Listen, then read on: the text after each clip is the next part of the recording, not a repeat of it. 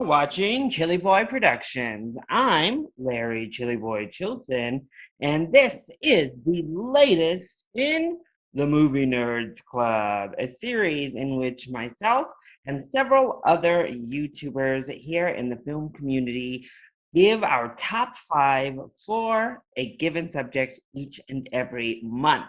And for this month, we are talking about our top five favorite non-DCEU DC films.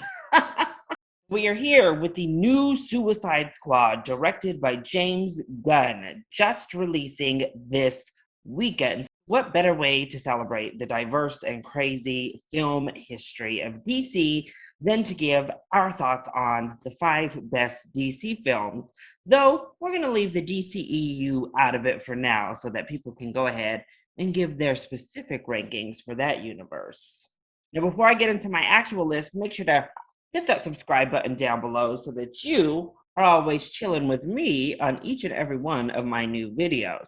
Also, make sure to check out all of the Movie Nerds Club videos. I will have those linked in the description below. We have lots of new members. We're getting this community growing and building. So check everyone's videos out. Subscribe to everyone in the description if you aren't already. Let's spread the love.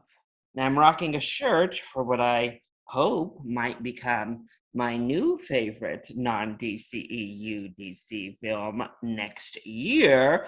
Also, though, rocking a DCEU hat, but I just got it and I needed to wear it. So Wonder Woman love now, always.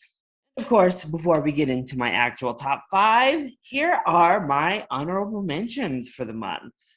Man, The Mask of the Phantasm is a great follow-up of the animated series with a memorable villain, of course, some great animation, and a coherent story.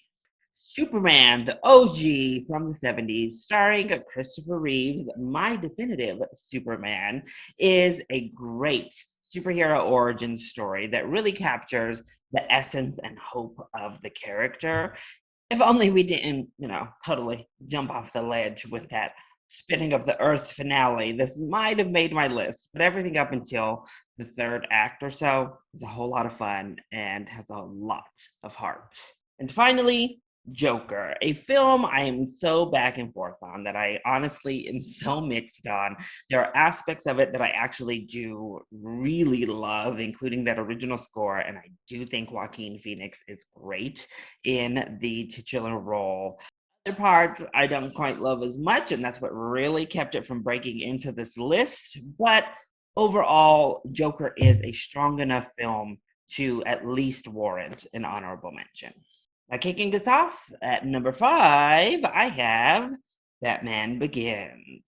First film in Christopher Nolan's Batman trilogy perfectly sets up the tone of this new universe that the director was introducing. Christian Bale is fantastic as Bruce Wayne, particularly in this first installment. I think he nails that role. He's also great as Batman. I actually love the bat suit here. But the backstory that we get with Liam Neeson in this film is really intriguing and adds extra layers to this Bruce Wayne and this new iteration of Batman.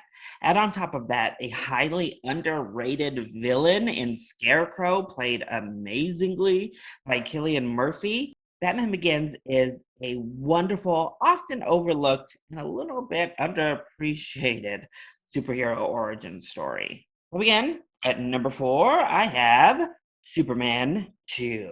Yes, a Superman film does break into my list, and goodness no, it is not Superman Return or 3 and 4 starring Christopher Reeves. No, thank you.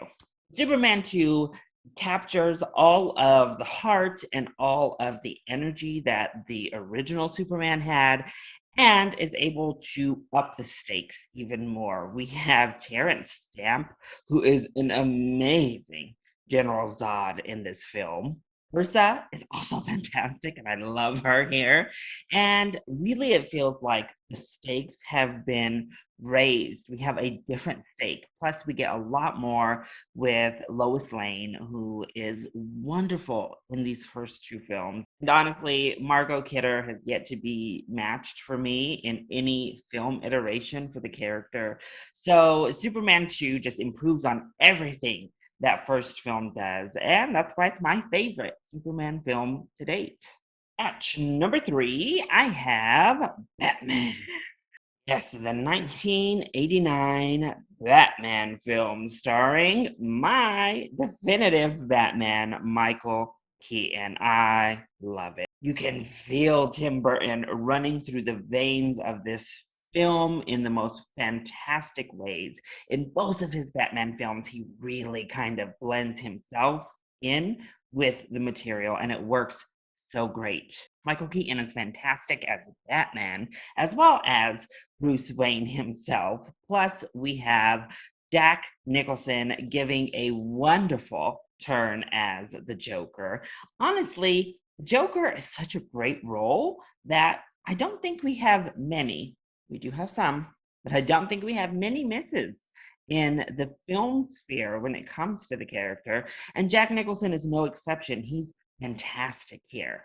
Plus, Danny Elfman's score is amazing when it comes to Batman. Everything about this, the gothic look, the feel, it really did a lot to define comic book movies for me personally growing up, because I watched Batman before I watched the upcoming renaissance of the comic book films. I watched it before even I saw like the old Superman movies or anything, and I absolutely loved it.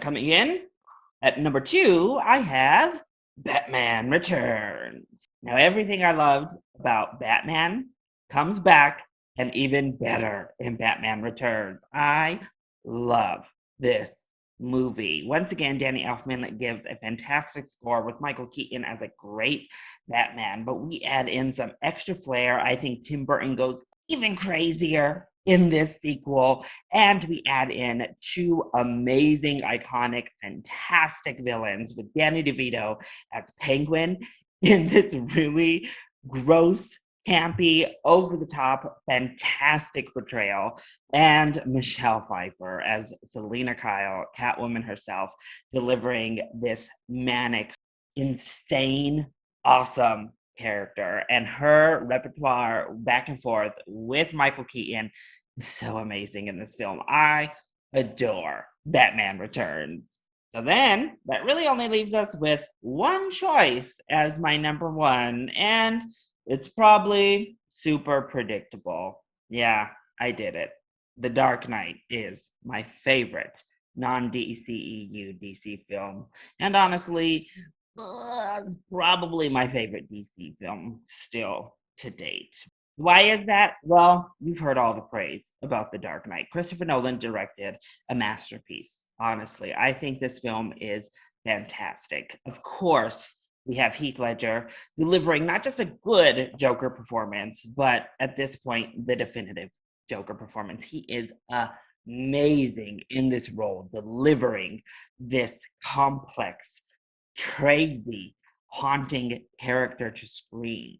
All of his mannerisms are so fantastic. We have Maggie Gyllenhaal coming in to replace Katie Holmes, and it was all the better for it. I felt she was much better for the role, personally. Plus, we have Christian Bale delivering yet another fantastic performance here in this film. We have Aaron Eckhart with a part that I wish had been fleshed out just a little bit more for Two-Face, but it still is really effective.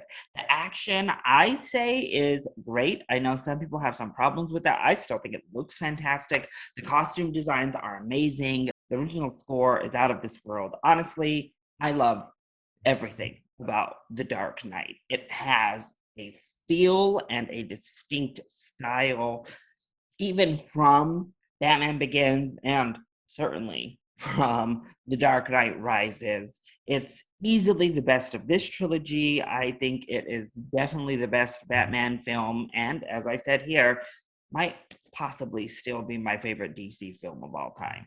That's it. Those are my picks for the 5 best non-DCEU DC films. I hope you all enjoyed this video. And of course, I want to hear your thoughts. What are your 5 favorites? Let me know either in the comment section down below, or you can hit me up on Twitter. Also, if you did enjoy this video, make sure to hit that like button down below and subscribe to the channel so you are always up to date on all of my latest videos, including each and every one of my Movie Nerds Club videos coming out each and every month. Also, make sure to show love to all of those links and channels for the Movie Nerds Club members in the description below. I love you all so much for your continued support. Thank you for watching, and we'll see you next time. Bye.